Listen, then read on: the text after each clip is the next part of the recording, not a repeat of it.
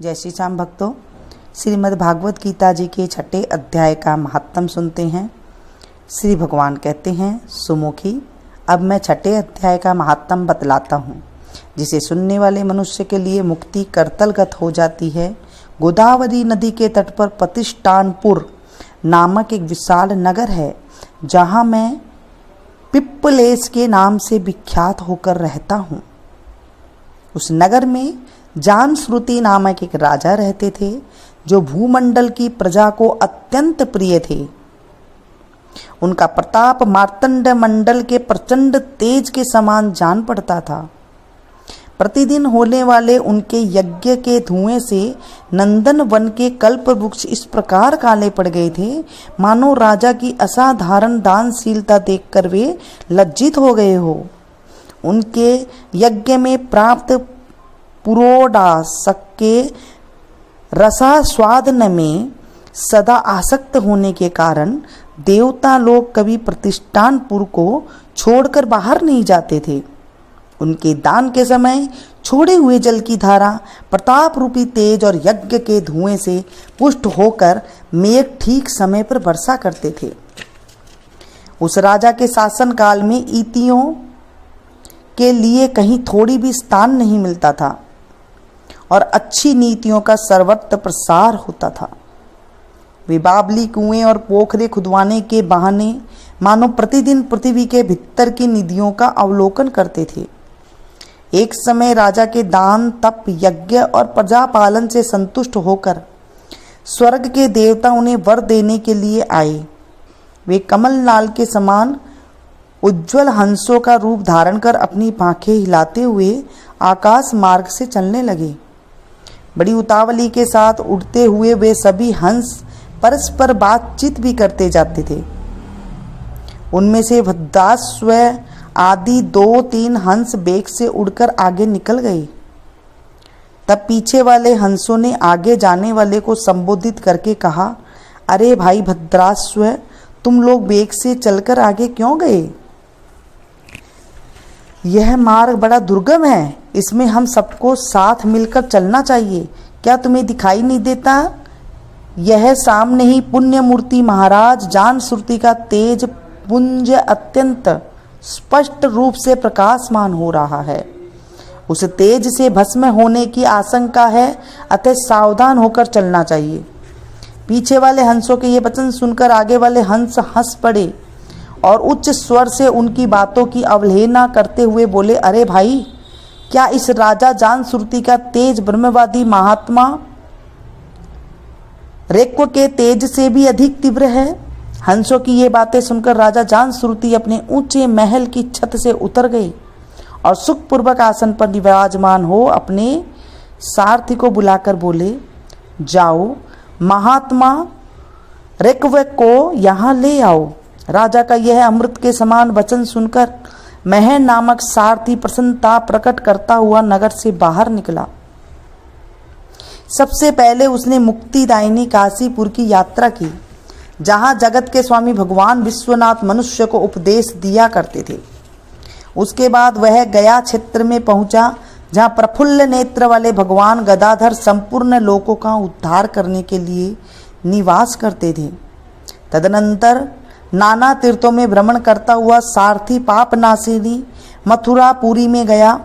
यह भगवान श्री कृष्ण का आदि स्थान था, जो परम महान एवं मोक्ष प्रदान करने वाला है।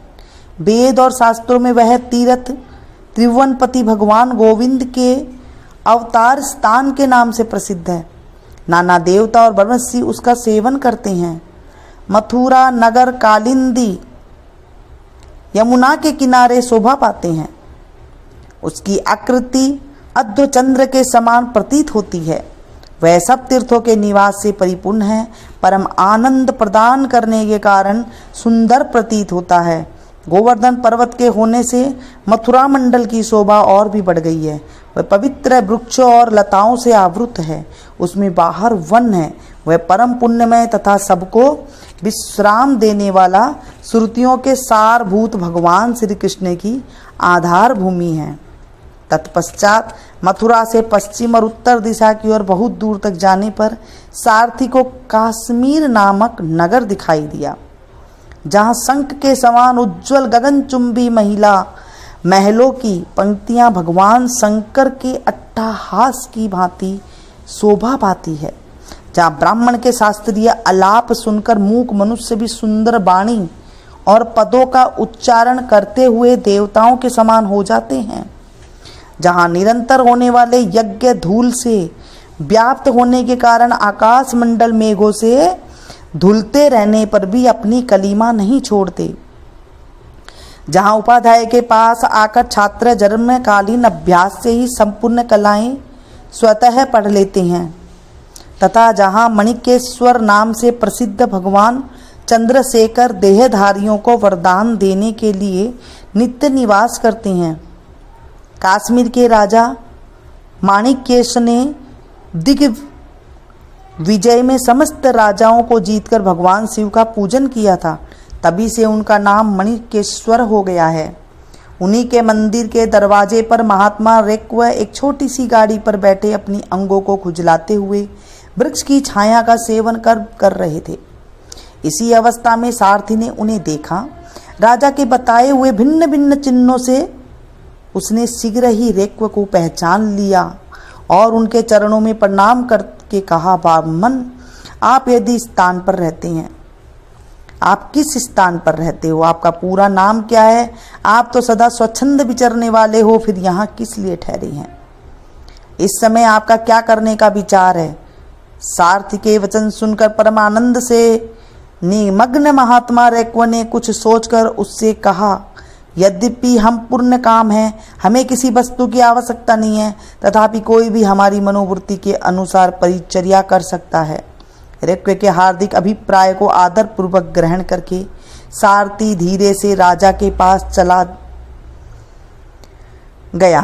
वहां पहुंचकर राजा को प्रणाम करके उसने हाथ जोड़कर सारा समाचार निवेदन किया। उस समय स्वामी के दर्शन से उनके मन में बड़ी प्रसन्नता थी। सारथी के वचन सुनकर राजा के नेत्र आश्चर्यचकित हो उठे। उनके हृदय में रेक्व का सत्कार करने की श्रद्धा जागृत हुई। उन्होंने 2 खच्चरियों से जूती हुई एक गाड़ी लेकर यात्रा की, साथ ही मोती के हार, अच्छे वस्त्र और एक सहस्त्र गोएं भी ले ली। कश्मीर मंडल में महात्मा रेक्व जहाँ रहते थे, उस स्थान पर पहुंचकर राजा ने सारी वस्तुएं उनके आगे निवेदन कर दी और पृथ्वी पर पड़कर साष्टांग प्रणाम किया। महात्मा रेक्व अत्यंत भक्ति के साथ चरणों में पड़े हुए राजा जान सुरती पर कुपित हो उठे और बोले, रे शूद्र, तू दुष्ट राजा है, क्या तू मेरा वृत्तांत नहीं जानता? यह खच्चरियों से जुती हुई अपनी ऊंची गाड़ी ले जा, ये वस्त्र, ये मोतियों के हार और ये दूध देने वाली गौएं भी स्वयं ही ले जा। इस तरह आज्ञा देकर रेक्व ने राजा के मन में भय उत्पन्न कर दिया। तब राजा ने सांप के भय से महात्मा रेक्व के दोनों चरण पकड़ लिए और भक्ति पूर्वक कहा, ब्राह्मण, मुझ पर प्रसन्न होइए। भगवान, आप में यह अद्भुत महात्म कैसे आया? प्रसन्न होकर मुझे ठीक ठीक बतलाइए। रेक्व ने कहा, राजन, मैंने प्रतिदिन गीता के 6 अध्याय का जाप करता हूँ। इससे मेरी तेजो राशि देवताओं के लिए भी दुस्सह है। तदंतर पर बुद्धिमान राजा जानसुरती ने यत्न पूर्वक महात्मा रेक्व से गीता के 6 अध्याय का अभ्यास किया। इससे उन्हें मोक्ष की प्राप्ति हुई। इधर रेक्व भी भगवान मणिकेश्वर समीप मोक्षदायक गीता के 6 अध्याय का जप करते हुए सुख से रहने लगे। हंस का रूप धारण करके वरदान देने के लिए आए हुए देवता भी विस्मित होकर स्वेच्छानुसार चले गए। जो मनुष्य सदा इस एक ही अध्याय का जप करता है, वह भी भगवान विष्णु के ही स्वरूप को प्राप्त होता है, इसमें तनिक भी संदेह नहीं है। जय बोलो विष्णु भगवान की जय। 6 अध्याय। उसके उपरांत श्री कृष्ण महाराज बोले, हे अर्जुन, जो पुरुष कर्म के फल को न चाहता हुआ करने योग्य कर्म करता है, वह सन्यासी और योगी है, और केवल अग्नि को त्याग देने वाला सन्यासी योगी नहीं है, तथा केवल क्रियाओं को त्यागने वाला भी सन्यासी योगी नहीं है। इसलिए हे अर्जुन, जिसको सन्यास ऐसा कहते हैं, उसी को तू योग जान, क्योंकि संकल्पों को न त्यागने वाला कोई भी पुरुष योगी नहीं होता है। समत्व बुद्धि रूप योग में आरूढ़ होने की इच्छा वाले मननशील पुरुष के लिए योग की प्राप्ति में निष्काम भाव से कर्म करना ही हेतु कहा है। और योगारूढ़ हो जाने पर उस योगारूढ़ पुरुष के लिए सर्व संकल्पों का अभाव ही कल्याण में हेतु कहा है। जिस काल में न तो इंद्रियों के भोगों में आसक्त होता है तथा न कर्मों में ही आसक्त होता है, उस काल में सर्व संकल्पों का त्यागी पुरुष योगारूढ़ कहा जाता है। यह योगारूढ़ता कल्याण में हेतु कही गई है। इसलिए मनुष्य को चाहिए कि अपने द्वारा अपना संसार समुद्र से उद्धार करे और अपने आत्माओं को अधोगति में न पहुंचाए, क्योंकि यह जीवात्मा आप ही तो हैं अपना मित्र ही और आप ही अपना शत्रु है, अर्थात और कोई दूसरा शत्रु या मित्र नहीं है। उस जीवात्मा का तो वह आप ही मित्र है जिस जीवात्मा द्वारा मन और इंद्रियों सहित शरीर जीता हुआ है, और जिसके द्वारा मन और इंद्रियों सहित शरीर नहीं जीता गया है, उसका वह आप ही शत्रु के सदृश शत्रुता में बरतता है। हे अर्जुन, सर्दी गर्मी और सुख दुखादिकों में तथा मान और अपमान में जिसके अंतकरण की वृत्तियां अच्छी प्रकार शांत है अथवा विकार रहित है, ऐसे स्वाधीन आत्मा वाले पुरुष के ज्ञान में सच्चिदानंद घन परमात्मा सम्यक प्रकार से स्थित है, अर्थात उसके ज्ञान में परमात्मा के सिवा अन्य कुछ है ही नहीं। ज्ञान विज्ञान से तृप्त है अंतकरण जिसका तथा विकार रहित है, स्थिति जिसकी और अच्छी प्रकार जीती है, और इंद्रियां जिसकी तथा समान है, मिट्टी पत्थर और सुवर्ण जिसके वह योगी युक्त अर्थात भगवत की प्राप्ति वाला है, ऐसे कहा जाता है। जो पुरुष सुहृद मित्र वैरी उदासीन मध्यस्थ द्वेषी और बंधु गणों में तथा धर्मात्माओं में और पापियों में भी समान भाव वाला है, वह अति श्रेष्ठ है। इसलिए उचित है कि जिसका मन और इंद्रियों सहित शरीर जीता हुआ है, ऐसे वासना रहित और संग्रह रहित योगी अकेला ही एकांत स्थान में स्थित हुआ निरंतर आत्मा को परमेश्वर के ध्यान में लगावे। शुद्ध भूमि में कुसा मृगछाला और वस्त्र है, उपरोपरि जिसके ऐसी अपने आसन का नैति ऊंचा और नैति नीचा स्थिर स्थापन करके और उस स्थान पर बैठकर तथा मन को एकाग्र करके चित्त और इंद्रियों की क्रियाओं को बस में किया जाता है। अंतकरण की शुद्धि के लिए योग का अभ्यास करे। उसकी विधि इस प्रकार है कि काया सिर गिरवा को समान और अचल धारण किए हुए दृढ़ होकर अपनी नासिका के अग्र भाग को देखकर अन्य दिशाओं को न देखता हुआ और ब्रह्मचर्य के व्रत में स्थित हुआ, भय रहित तथा अच्छी प्रकार शांत अंतकरण वाला और सावधान होकर मन को वश में करके मेरे में लगे हुए चित्त वाला और मेरे परायण हुआ स्थित होवे। इस प्रकार आत्मा को निरंतर परमेश्वर के स्वरूप में लगाता हुआ स्वाधीन मन वाला योगी मेरे में स्थित रूप परमात्मा परकाष्ठ वाली शांति को प्राप्त होता है। परंतु हे अर्जुन, यह योग न तो बहुत खाने वाले को सिद्ध होता है और न बिल्कुल न खाने वाले को तथा न अति सहन करने वाले के स्वभाव वाले को और न अत्यंत जागने वाले को ही सिद्ध होता है। यह दुखों का नाश करने वाला योग तथा यथा योग्य आहार और व्यवहार करने वाले तथा कर्मों में यथा योग्य चेष्टा करने वाले का और यथा योग्य सहन करने तथा जागने वाले को ही सिद्ध होता है। इस प्रकार योग के अभ्यास से अत्यंत बस में किया हुआ चित्त जिस काल में परमात्मा में ही भली प्रकार स्थित हो जाता है, उस काल में संपूर्ण कामनाओं से इस प्रवाह रहित हुआ पुरुष योग युक्त ऐसा कहा जाता है। जिस प्रकार वायु रहित स्थान में स्थित दीपक चलायमान नहीं होता है, वैसे ही उपमा परमात्मा के ध्यान में लगे हुए योगी के जीते हुए चित्त की कही गई है। हे अर्जुन, जिस अवस्था में योग के अभ्यास से निरुद्ध हुआ चित्त उपराम हो जाता है और जिस अवस्था में परमेश्वर में ध्यान से शुद्ध हुई सूक्ष्म बुद्धि द्वारा परमात्मा को साक्षात करता हुआ सच्चिदानंद घन परमात्मा में ही संतुष्ट होता है तथा इंद्रियों से अतीत केवल शुद्ध हुई सूक्ष्म बुद्धि द्वारा ग्रहण करने योग्य जो आनंद है, उसको जिस अवस्था में अनुभव करता है और जिस अवस्था में स्थित हुआ यह योगी भगवत स्वरूप से नहीं चलायमान होता है और परमेश्वर की प्राप्ति रूपी जिस लाभ को प्राप्त होकर उसे अधिक दूसरा कुछ भी लाभ नहीं मानता है। और भगवत प्राप्ति रूपी जिस अवस्था में स्थित हुआ योगी बड़े भारी दुखों से भी चलायमान नहीं होता है, जो दुख रूप संसार के संयोग से रहित है तथा जिसका नाम योग है, उसको जानना चाहिए। वह योग न उकताए हुए चित्त से अर्थात तत्परत हुए चित्त के निश्चय पूर्वक करना कर्तव्य है। इसलिए मनुष्य को चाहिए कि संकल्प से उत्पन्न होने वाली संपूर्ण कामनाओं को निशेषता से अर्थात वासना और आसक्ति सहित त्याग कर और मन के द्वारा इंद्रियों को समुदाय को सब ओर से ही अच्छी प्रकार से वश में करके क्रम से अभ्यास करता हुआ परमात्मा उपरामता को प्राप्त होवे तथा धैर्य युक्त बुद्धि द्वारा मन को परमात्मा में स्थित करके परमात्मा के सिवा और कुछ भी चिंतन न करे। परंतु जिसका मन वश में नहीं हुआ हो उसको चाहिए कि वह स्थिर न रहने वाला और चंचल मन जिस जिस कारण से सांसारिक पदार्थों में विचरता है उसके रोक कर बारंबार परमात्मा ही निरोध करे। क्योंकि जिसका मन अच्छी प्रकार शांत है और जो पाप से रहित है और जिसका रजोगुण शांत हो गया है, ऐसे ही सच्चिदानंद घन ब्रह्मा के साथ एक ही भाव हुए योगी को अति उत्तम आनंद प्राप्त होता है। वह पाप रहित योगी इस प्रकार निरंतर आत्मा को परमात्मा में लगाता हुआ सुखपूर्वक पर ब्रह्म परमात्मा की प्राप्ति रूप अत्यंत आनंद को अनुभव करता है।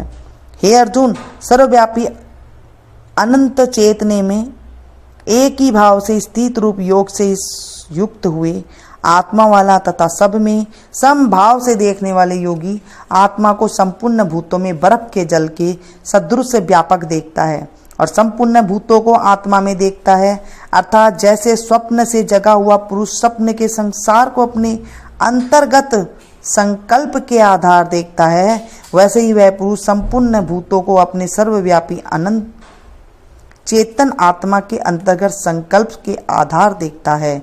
जो पुरुष संपूर्ण भूतों के सबके आत्मरूप मुझे वासुदेव ही व्यापक देखता है और संपूर्ण भूतों को मुझे वासुदेव अंतर्गत देखता है, उसके लिए मैं अदृश्य नहीं होता हूँ और वह मेरे लिए अदृश्य नहीं होता है, क्योंकि वह मेरे में एक ही भाव से स्थित है। इस प्रकार जो पुरुष एक ही भाव में स्थित हुआ संपूर्ण भूतों में आत्मा रूप से स्थित सच्चिदानंद घन वासुदेव को भजता है, वह योगी सब प्रकार से बरतता हुआ भी मेरे से ही बरतता है, क्योंकि उसके अनुभव से मेरा सिवा और अन्य कुछ है ही नहीं। हे अर्जुन, जो योगी अपनी साधुत्वता से संपूर्ण भूतों में यम सम देखता है और सुख अथवा दुख को भी सब में सम देखता है, वह योगी परम श्रेष्ठ माना गया है। इस प्रकार भगवान के वाक्य को सुनकर अर्जुन बोले, हे मधुसूदन, जो इस ध्यान योग अपने समत्व भाव से कहा है, इसकी मैं उन मन के चंचल होने से बहुत काल तक ठहरने वाली स्थिति को नहीं देखता हूँ। क्योंकि हे कृष्ण, यह मन बड़ा चंचल और प्रमथन स्वभाव वाला है तथा बड़ा दृढ़ और बलवान है, इसलिए इसका वश में करना मैं वायु की भांति अति दुष्कर मानता हूँ। इस प्रकार अर्जुन के पूछने पर श्री कृष्ण भगवान बोले, हे महाबाहो, निसंदेह मन चंचल और कठिनता से बस में होने वाला है, परंतु हे कुंती पुत्र अर्जुन, अभ्यास अर्थात स्थिति के लिए बारंबार यत्न करने से और वैराग के बस में होता है, इसलिए इसको अवश्य वश में करना चाहिए।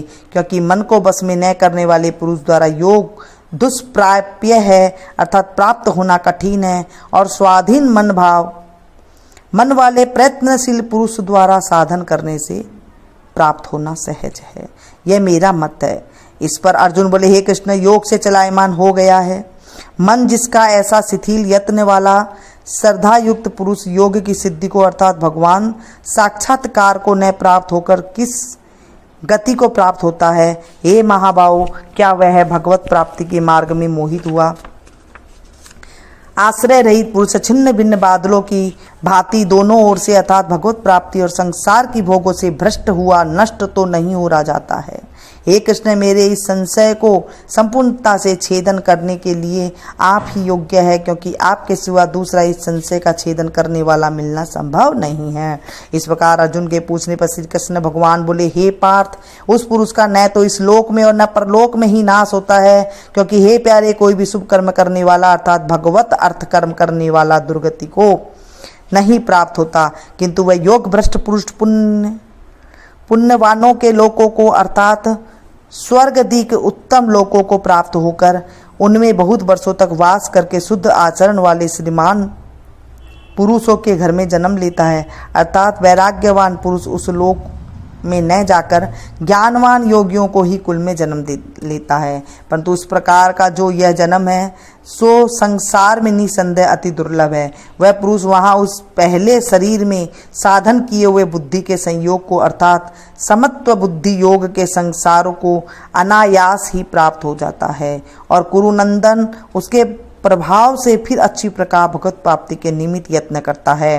वह विषयों के बस में हुआ भी इस पहली के अभ्यास ही निसंदेह भगवत की ओर आकर्षित किया जाता है तथा समत्व बुद्धि रूप योग का जिज्ञासु भी वेद में कहे हुए सकाम कर्म को फल में उल्लंघन कर जाता है, जबकि इस प्रकार मंद प्रयत्न करने वाले योगी भी परम गति को प्राप्त हो जाता है। तब क्या कहना कि अनेक जन्मों में अंतःकरण की शुद्धि रूप सिद्धि को प्राप्त हुआ और अति प्रयत्न के अभ्यास करने वाला योगी संपूर्ण पापों से अच्छी प्रकार शुद्ध होकर उस साधन के प्रभाव से परम गति को प्राप्त होता है, अर्थात परमात्मा को प्राप्त होता है, क्योंकि योगी तपस्वियों से श्रेष्ठ है और शास्त्रों के ज्ञान वाले को भी श्रेष्ठ माना गया है तथा सकाम कर्म करने वालों को भी योगी श्रेष्ठ है। इससे ही अर्जुन तू योगी हो।